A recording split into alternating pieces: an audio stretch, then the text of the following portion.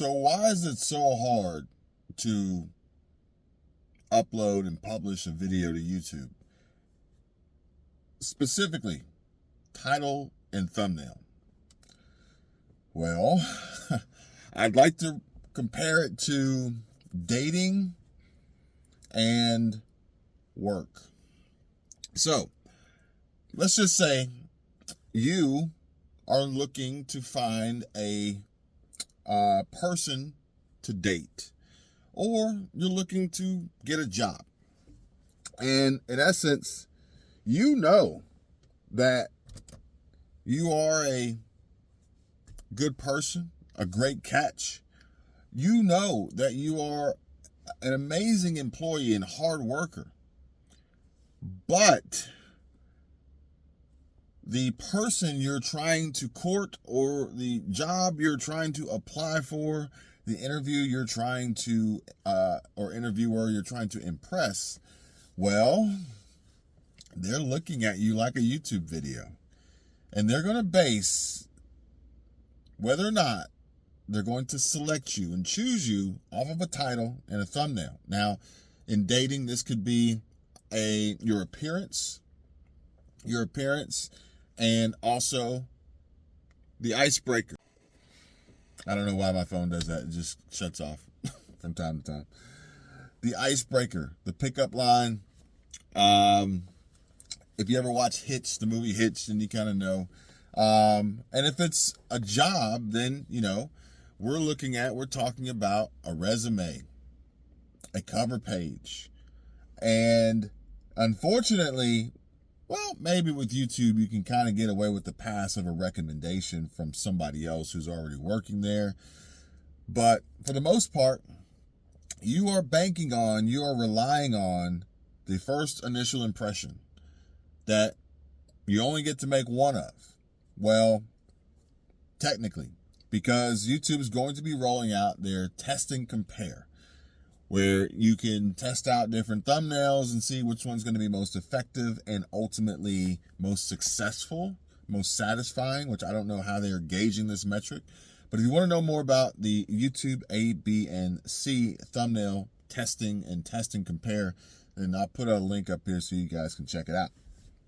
I'll put it as an end card too. I'll probably put it in the description as well. So you got 3 different places you can find this video.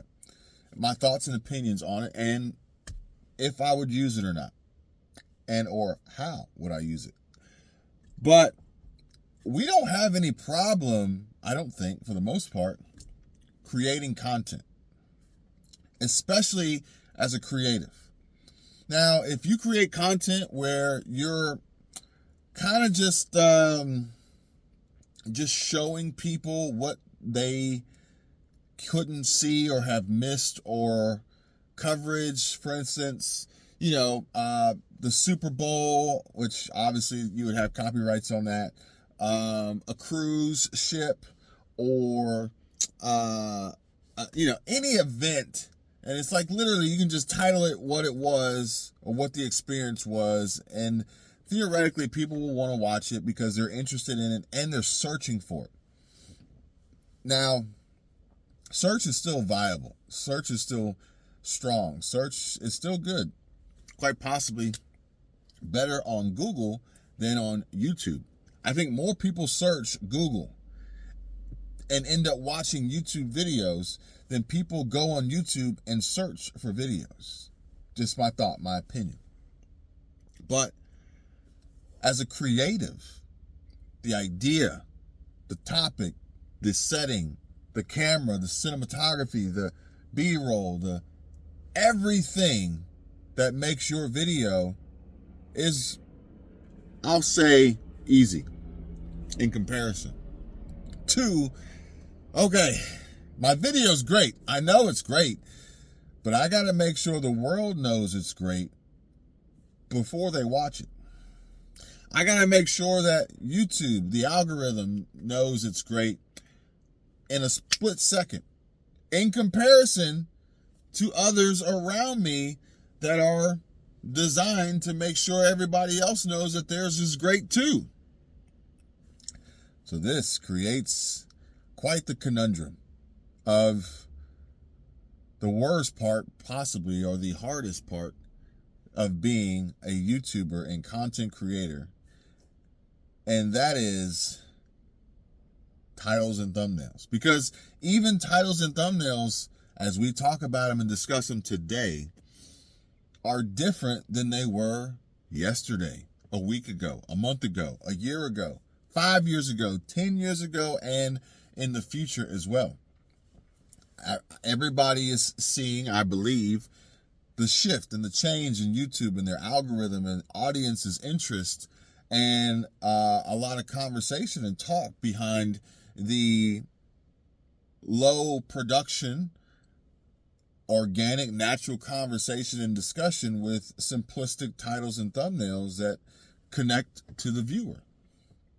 The editing styles are changing, where you don't need to Mr. Beastification your video and edit every third of a second and blow the mind of anybody who dares click on watching that video to just be overstimulated.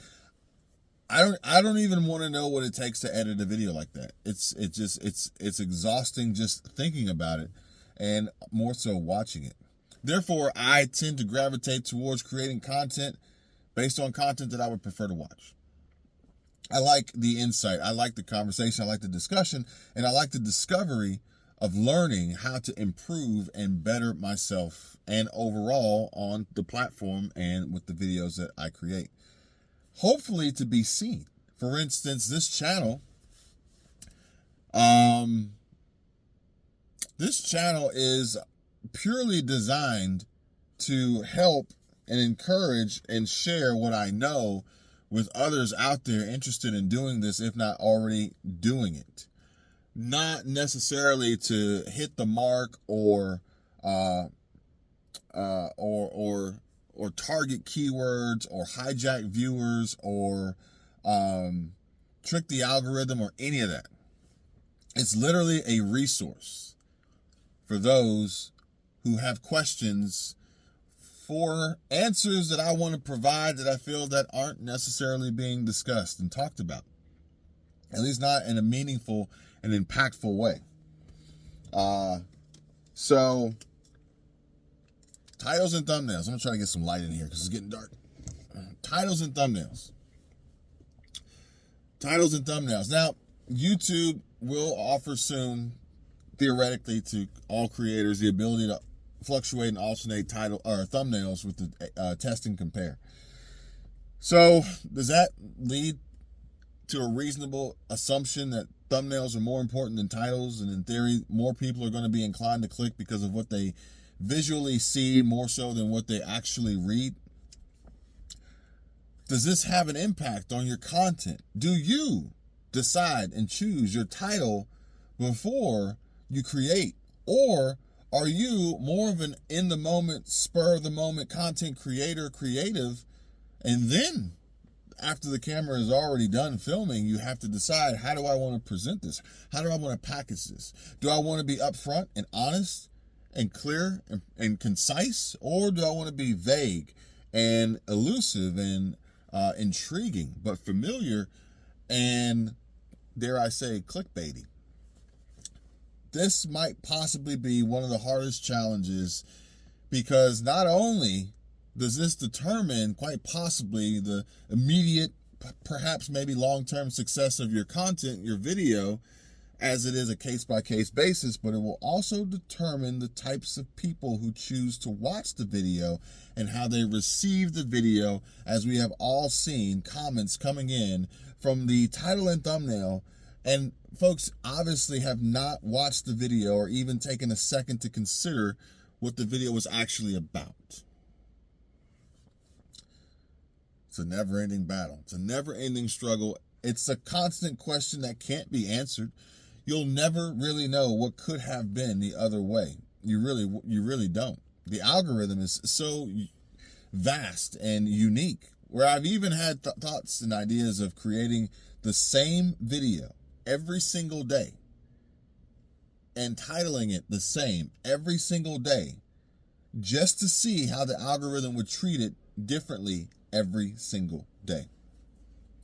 I just don't want to do it in fear of, the backlash that I would receive from whoever saw these videos and said eventually, hey, you're making the same video every single day. Well, I know that, but I'm running a test. I'm running a test, okay?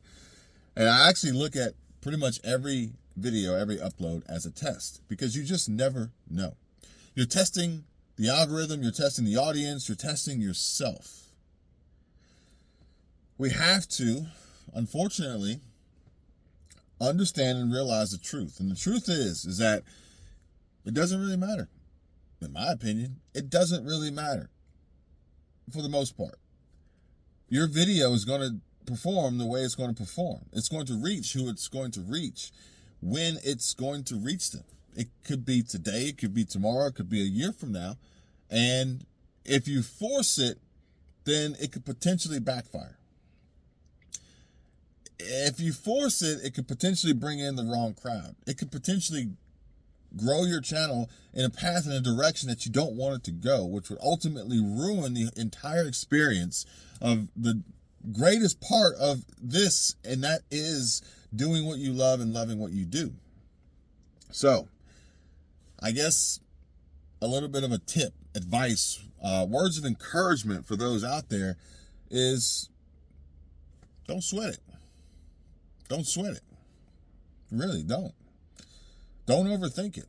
And I would say most importantly, be careful with the AI tools that are being presented that are ultimately trying to control the creative process of titles and thumbnails, which theoretically may align with the masses, but if then you use the AI tool, will everyone's not ultimately end up being the same, and there will cease to be individuality and uniqueness in your content and your creation? I would be very careful with these tools, because they can also numb your ability to be creative in titles and thumbnails and in the creative process if you begin to lean on AI too much, which will ultimately detract from the message and the story that you're trying to tell and deliver, which, remember, the camera in YouTube reduces and deducts 10% of who you are in your story that you're telling. It deducts 10%. It also adds 10 pounds. So you've got this to work on, folks, okay? Thanks for watching. Good luck.